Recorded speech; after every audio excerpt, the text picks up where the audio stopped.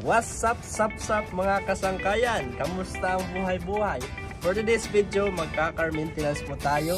Nakikita nyo sa likod, meron po tayong 2022 Honda Civic Sport. So ang atin pong i-maintenance ang ating oil filter, cabin filter, air filter, ang ating brake fluid, coolant, and ang ating wiper water. So before tayo magsimula, bilhin muna natin ang ating mga kailangan, okay? And check natin kung ano po ang ating dapat mga palitan, okay?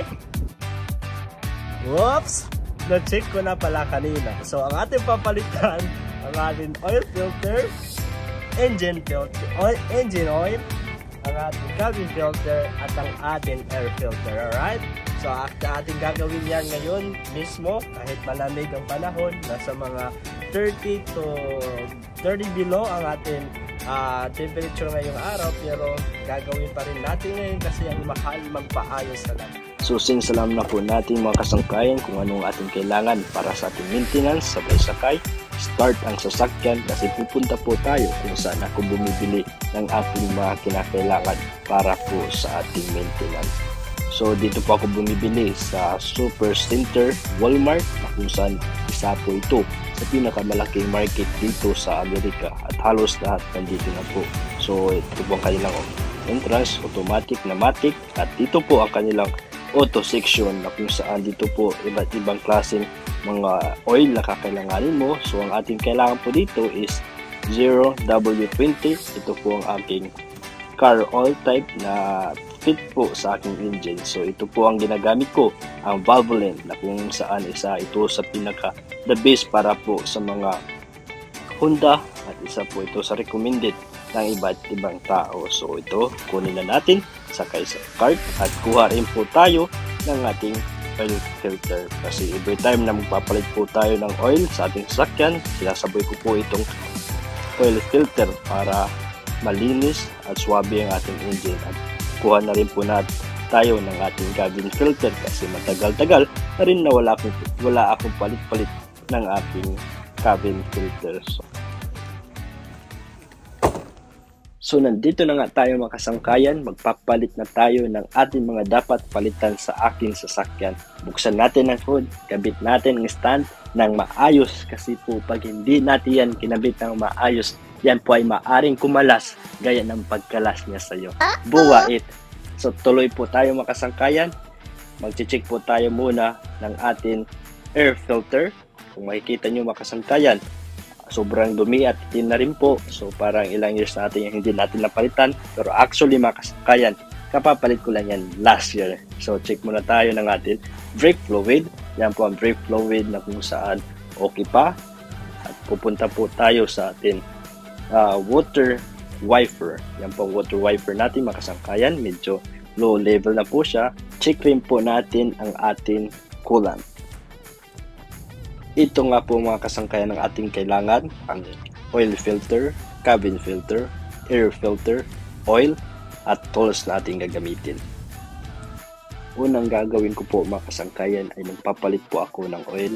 So itaas ko po muna ang sasakyan na magkaparehas na taas para makapunta ako sa ilalim kung saan kailangan ko po tanggalin ang isang naka-cover dyan kasi dyan po natin palalabasin ng oil banta.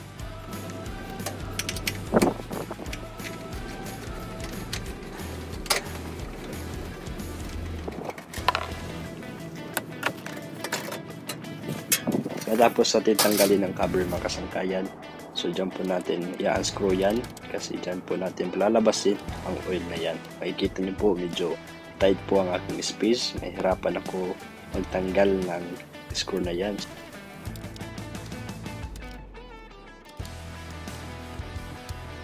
Matapos ko nga pong paluwagin ang screw mga kasangkayan, dahan-dahan po natin pipihitin para mapalabas na natin ang oil.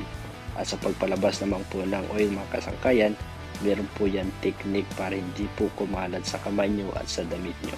Watch and learn.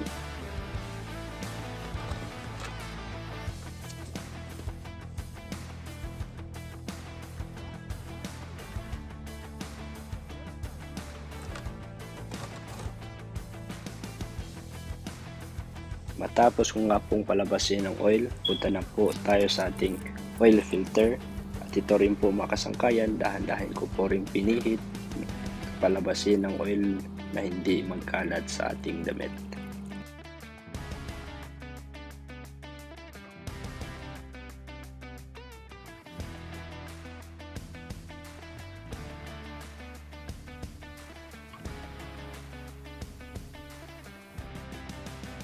At ito nga po ang bagong oil filter na atin ikakabit mga kasangkayan. Makikita nyo po, pinupunasan ko ng oil sa taas. Dito nga po mga kasangkayan, akin na po ikakabit ang oil filter. So sa pagkabit po naman mga kasangkayan, hindi ko po ito masyadong hihigpitan ng sobra. Katamtaman lang po na hindi po mag-oil leak.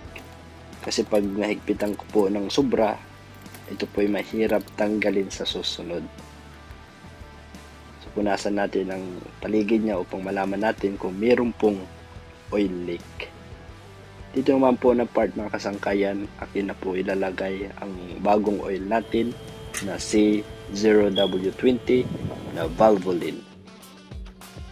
Matapos ko nga pong palitan ng oil, palitan ko na rin po ang aking air filter.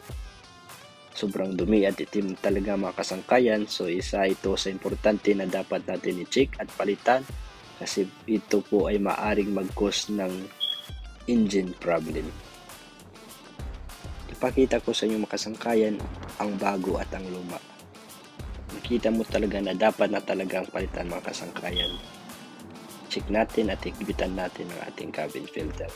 At dito naman po mga kasangkayan, palitan tayo ng ating cabin filter.